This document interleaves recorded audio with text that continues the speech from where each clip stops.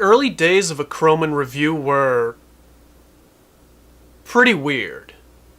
And I'm not talking like year one episodes of the channel, not the start of the officially numbered series, or even as early as my first official friggin' video, the look at Rainbow Mika. No, I'm talking like before that. I'm talking year zero. Like when I filmed videos that honestly weren't really meant to ever be part of the channel in the first place. Videos that existed as little more than practice exercises in filming and editing, when I was just starting to teach myself the basics of what I do today. Back then, I wasn't even really sure what the name of the channel was going to be, or what kind of content I'd even really be looking at. I mean, I think back then I'd penned that A CrowMn review was going to exclusively look at zombie-related media, and in retrospect, I'm glad I didn't really go in that direction. I mean, sure, I would have had a ton of material to work with, but I feel like 2011 is kind of one of those years where we just collectively, as a society, just started to ask ourselves, hey, you think maybe we're overdoing the zombie thing? And of course, A CrowMn review almost began with a series retrospective on the entire Hellraiser franchise, and who knows where the hell it would have went from there. It's actually a concept I'd love to eventually revisit one day. While the possibility of things I wanted to do seemed infinite, the list of videos I never wanted to make was always pretty clear to me. Street Fighter the movie is at the top of that list. Fuck. Just to be a dick, this is where the title card's going to go, isn't it? It is, huh? Don't think that I don't see that you're fading to black. I do, I can see it.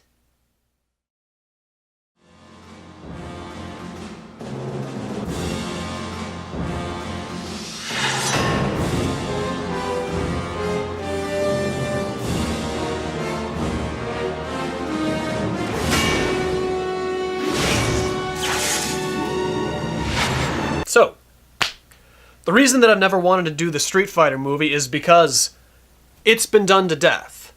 People that are way more talented and way more funny than me beat me to this punch like years ago. Jokes have been told, memes have been made, the well is dry. Like, I mean, I don't know what you want me to do here at World Warriors. I mean, like, I've been scraping at the bottom of this barrel for friggin' hours, and like, there's nothing in here, guys. Like, there's not. Hang on. I might got some. It's just a Ken. And okay. I know what you're thinking. You think that because I'm such a massively passionate Street Fighter fan that I'd be able to bring some kind of original or unique perspective to a review of Street Fighter the movie, but just like, no. At the end of the day, it's a bad movie, and it's very publicly known why it's a terrible movie. And I'm not just talking like the surface shit either. Anyone can point to Street Fighter the movie and say it's bad because it's an unfaithful video game adaptation, that it's a mediocre action movie with big dumb explosions, bad fight scenes, and poor, shallow, underdeveloped characters that barely resemble the World Warriors they're supposed to be based on. Carlos Blanca. Charlie, so you are Guile's friend? No, I'm talking like the way the entire movie's filming had to be done around whether or not Van Damme was sober enough and whether or not Raul Julia was healthy enough. Like, your main hero actor is coked out of his fucking mind and your main villain actor is on his last legs, and fuck if these two had to actually have a scene together. Scenes in the Street Fighter movie were literally written on the spot just to give the other actors in the crew something to do. Your movie, centered around the best damn martial artist in the world, contained little to no actors with martial arts experience, and even less time to train them. And let's talk about the cast for a second. Of your cast of 16 characters in Street Fighter 2, 15 of them were featured in this movie. Fei Long was the only one that didn't make the cut. The director of the movie, Steven D'Souza, originally just wanted 7 World Warriors featured in the Street Fighter movie because, quite frankly, there's only so many characters that you can pack into a 90-minute action blockbuster. And Capcom initially agreed to this. I imagine this is kind of what your cast of characters would have looked like. I feel like you can tell the bulk of the movie that we got with just these characters. Your hero team of Guile, Chun-Li, Ken, and Ryu, and then 3 of your 4 heavenly kings of Shadaloo. And then, one by one, Capcom kept being all like, Yo, put DJ in though. wait, what? DJ? I mean, I guess we can make him like a computer guy or something? Alright. What about Honda though? We can fit Honda in though, right? Is it, okay if we make him Hawaiian? You know what this movie needs? More T-Hawk! Oh, fuck right off. Come on. Really? Okay, World Warriors, look. I don't have anything specific against T-Hawk at all. He's a fine character, but like, friggin' Christ. Like, okay, you know what? Capcom asked for this, so how about we give it to him? How about right now, every single frame of the movie that T-Hawk appears in?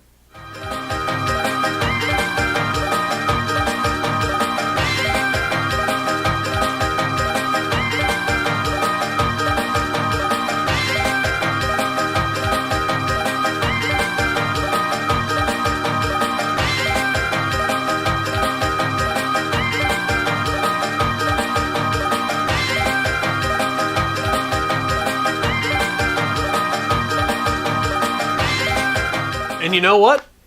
There are characters in this movie that appear less, that have fewer lines, that seem just as unimportant as T-Hawk. But at least Geef and Honda have an extended fight scene. At least DJ has a couple funny quips. At least Cammy is played by Kylie Minogue.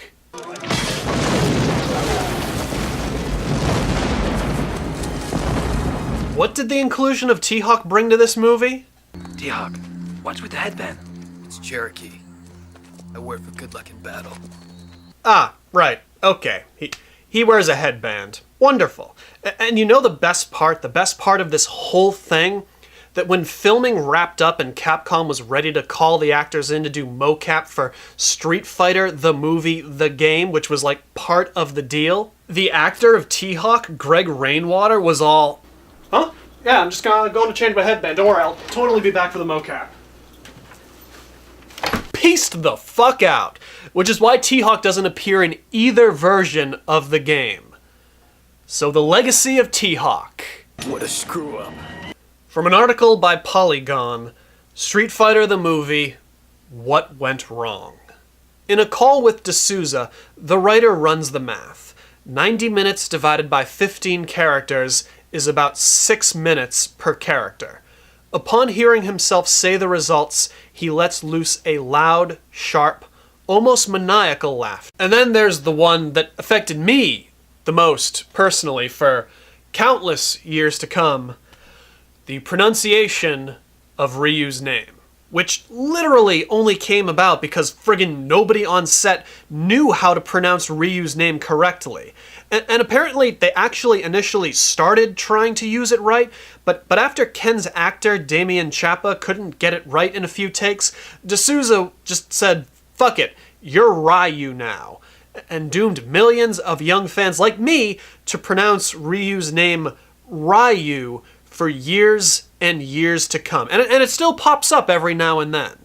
So on our last record, we actually did a song called Demons with Ryu. And basically, if anyone's not familiar with the song at all, or the content of the song, what it's about, I'm telling the story of protagonist Ryu from the Street Fighter series. You know what? At the end of the day, in the middle of 1995, when this was coming out on VHS, little World Warrior Brian was just happy to have anything Street Fighter. I didn't know what made a good movie good or a bad movie bad. I was just happy to see people that vaguely resemble characters I played in a video game on my television fighting. I liked Van Damming it up. I liked the cartoonish portrayal of M. Bison as dumb floating arcade platform. I liked Ming-Na Wen as Chun-Li being one of my earliest celebrity crushes. Yeah, I even liked T-Hawk. I loved every single second of this movie, and I still do, but for extremely different reasons. I told myself that I never wanted to do a review of Street Fighter the movie for a CrowMn review, but, you know, here we are.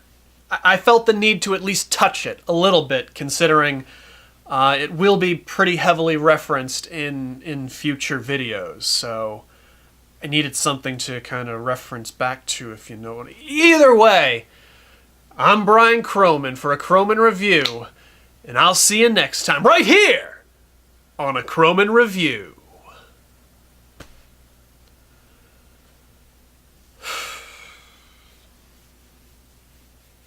Can't believe I fucking did this episode.